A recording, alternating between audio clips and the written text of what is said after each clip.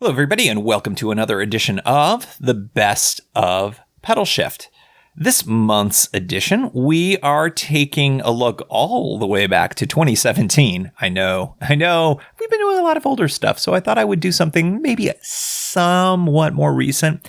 This was an episode that I really enjoyed. It was from Pedalshift project number 085, number 85 of the Pedalshift project. 3 great hiking traditions bicycle touring should adopt. Now, I'm not going to spoil them, but they're great, and I think that we should definitely take advantage of them. So, without further ado, here is the best of the Pedalshift project.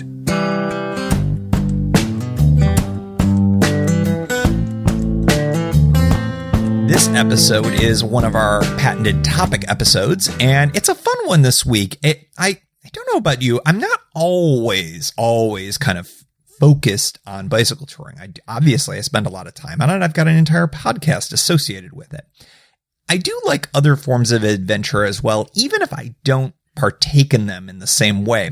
But what I've been finding lately is that I've been finding a lot of inspiration from thru hikers on the Appalachian Trail and the Pacific Crest Trail. And I'm following a couple of hikers in particular and kind of branching out from there as well. One guy who's an Australian who's thru hiking he's doing the AT, and this will complete the Triple Crown for him. And then a vlogger on the PCT, and she has done the AT, I think 2 years ago, and now we'll be doing the PCT this year and is in the midst of doing it right now. I'm following her videos, which are just stunning. I'll have to have links in the show notes to both of them. It's Dixie is the one who's the woman who's doing the vlog on YouTube, and forgive me, I cannot remember the Australian's name. I should have written these things down before I started the show. Anyways, point being, I'm getting a lot of inspiration from them and from other hikers who are doing those trails.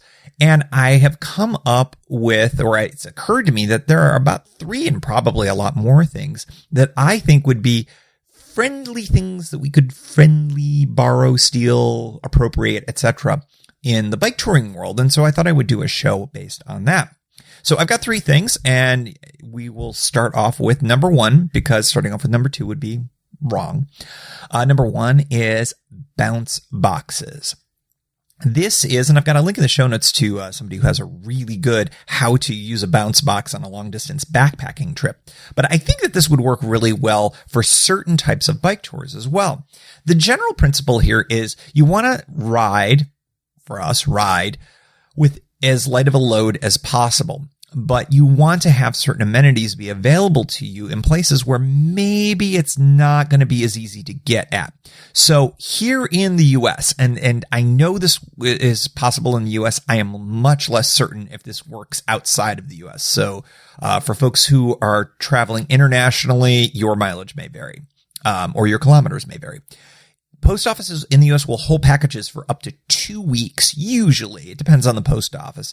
If you're using this thing that's called general delivery, and it's basically you write a package that says your name, care of C/O general delivery. I've got all this in the show notes at pedalshift.net/085, by the way. City, state, zip of the post office that it's going to. Now, often you're going to be doing these to small towns, because doing this to a large city, often they don't do general delivery, and B, there's kind of no point in doing this because you'd have stores to be able to access all of these things at anyways. So anyways, your name, care of general delivery, city, state, zip code. And then on the bottom, write attention, please hold for cyclist. It's usually please hold for hiker, of course.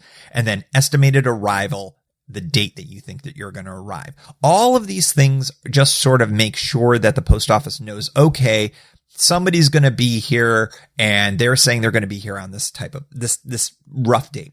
What's the best thing about this is, well, during regular open hours for that post office, you march right in, say, hi, my name is X and I've got a package here for general delivery. They'll go in the back, they'll grab the box for you, and you've got it. So what are the types of things that you would consider shipping? Well, things you know you'll need in town on a 0 mile day. And I think the thing that is the most interesting, or maybe the most helpful for a bicycle tourist, is maybe a set of what I'll call civilian clothes for wearing around town and doing laundry in. So maybe you're not going to be carrying around a cotton t-shirt and shorts or a cotton t-shirt and jeans maybe, but, or even sneakers or things that are like civilian clothes, things that you normally wear around a town. But if you ship them in a bounce box, then you can get a shower in wherever you're staying, change into those, and then do a full laundry load and not have to be wearing your rain gear, which I've done, and I know a lot of you have done as well. So that's one thing that you could throw in there. Another thing that you could throw in there, bulk things that you use, but you don't want to carry a lot of. So let's say you've got a big bottle of Dr. Bronners, the camp soap, but you don't want to carry that big bottle. And you don't want to have to keep buying small ones, even if you could find them in some of these small towns. Well, you can have a small bottle that you carry with you, and then you get to your bounce box and refill it, and you've got more Dr. Bronners. Yay. How about toothpaste? Same idea. Other toiletries, anything like that. You would be able to buy the larger size and then refill smaller containers. The other thing would be things that aren't easy to get in the places you'll be in, because this typically, like I said, would work mostly in rural areas or really small towns or places that are really remote but have a post office, maybe somewhere in Alaska, for instance. Very specific foods. If you like only one type of peanut butter, for instance, or something like that, something that you know you'll not be able to get in a small town's general store or anything like that. Medications that you may need, especially stuff that's prescription or very, very important to you. Replacement contacts, anything along those lines, that can all go into a bounce box.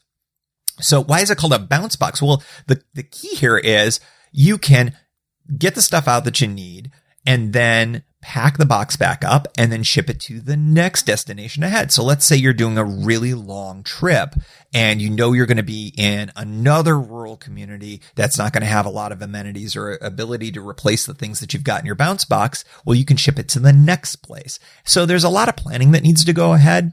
A lot of folks recommend that you call ahead if you can or get in contact with those remote post offices to make sure that what their hours are listed on the USPS website is true and to make sure that they do general delivery.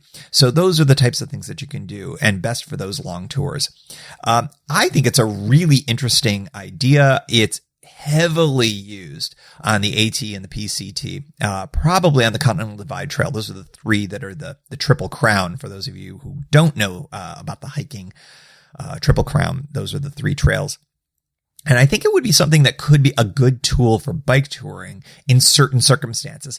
I think the difference between hikers and bikers is that we as bicycle tourists will tend to carry a little bit more weight than a hiker. But if you're into sort of an ultralight setup, a bounce box might be a good way to supplement things along the way, especially if you're worried about being able to have access to certain things on your trip. So bounce boxes, that's the first thing that I would say would be a good friendly appropriation from hiking communities and long distance hiking for bicycle touring.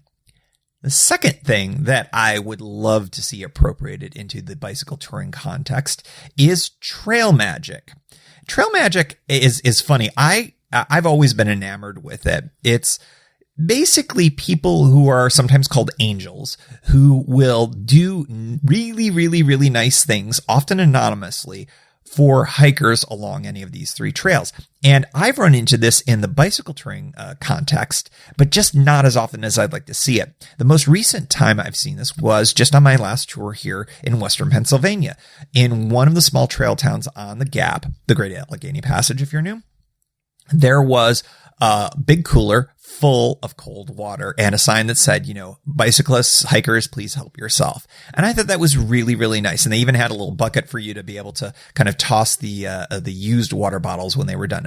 It was something that, normally I would expect and have seen it where it's sort of like, hey, cold water, $1, which is great too. And it's nice to have that amenity. But the fact that this was for free and was done by somebody who lived literally steps away from the trail, that really was kind of a cool thing. And that's the type of thing that you'll see a lot more often on these hiking trails, especially on the Appalachian Trail. I've got a link in the show notes to some suggestions for providing trail magic from the AT folks.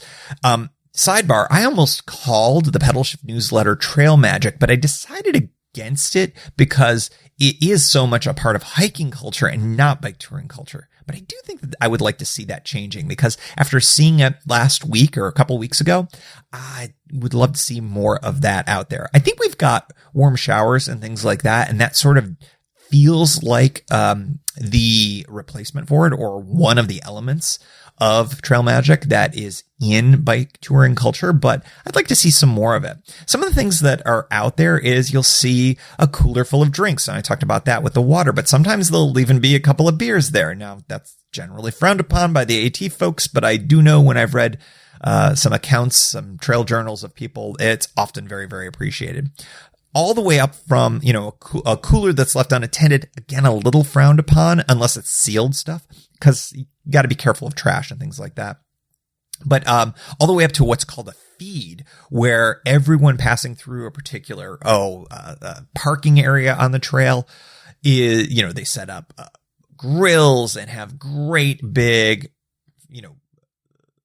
big feeds. I mean, it's having a huge lunch for people who are coming through, and anybody who comes through is welcome to grab a hot dog or grab some grilled corn or anything along those lines.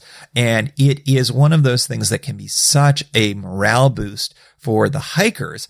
I think it would be kind of cool to see this in the bike touring context. So if you live along a trail or a bicycle touring route and wanted to maybe do this during high season at some point, go ahead and do it. And I'd love for you to take pictures of it and to send the show, stories of how it all went. Because the cool thing about it is, like the warm showers hosts, you get a lot of stories and you get a lot of gratitude from folks that are out there. So I think I'd like to see trail magic pop up in bike touring culture a little bit more. So that is the second thing I'd like to see appropriated in a friendly way from hiking culture into bike touring culture. The third one, and this one is a lot of fun. This one was brand new to me. I just recently learned about this. It is called the Half-Gallon Challenge, and it is a tradition on the Appalachian Trail. I'm not sure if it is on any of the others of the Triple Crown, but at the halfway point between Mount Katahdin and the start in Georgia, which is you can tell I'm not so deep into the culture that I remember the place where the AT begins down in Georgia. Something Springs, I feel like. Someone will let me know. The halfway point is somewhere in Virginia, I believe. And there is a tradition at a particular shop that hikers eat an entire half gallon, yes, a half gallon of ice cream, as a part of their sort of celebration for making it halfway on the AT. Now, I would say half gallon of ice cream, or maybe a half gallon of something that's non-dairy if you're not into dairy products or anything like that, at the halfway point of your tour. The one thing that I would say is that maybe you'll want to reserve this for a longer tour that's maybe measured in weeks rather than in hours or days. So no half gallon challenges on overnights. I've got some pictures in the show notes from a couple of people who have done this, and it's always a lot of fun. And apparently, it seems like a great idea when you start, because a lot of times hikers have just what they call hiker hunger, which if you've done bike touring for any period of time, you can kind of relate to what hiker hunger must be like.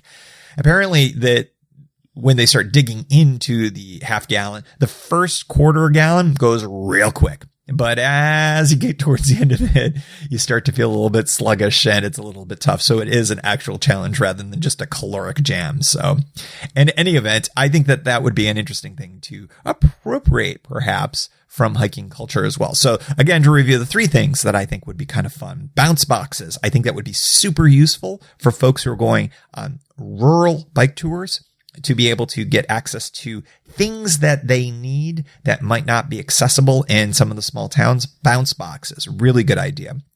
Second thing I'd like to see, just because I think it would be good for community and really karma, trail magic. I think trail magic would be really great to see more of. I think we have some of it, but I'd like to see more of it in the bike touring communities. And then last, just for fun and pure shameless eating, the half gallon challenge. So those are the three things. And I hope if you've got any ideas, if you're a hiker or if you know a lot of things about hiking and you've been deep into any of the Triple Crown trails here in the States or any of the great trails around the world and know a little bit more about some of the traditions that are part of hiking that you think would be parallel with bicycle touring, shoot me a note, Pedalshift at pedalshift.net, and we'll share them on a future show.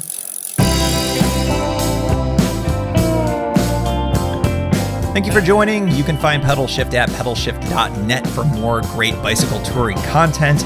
You can hear the Pedalshift project through Apple Podcasts or your favorite podcast app. Opening music courtesy of Jason Kent off his self-titled album. The track is called America. Check out his band Sunfield's latest release, Mono Mono, wherever cool music is available.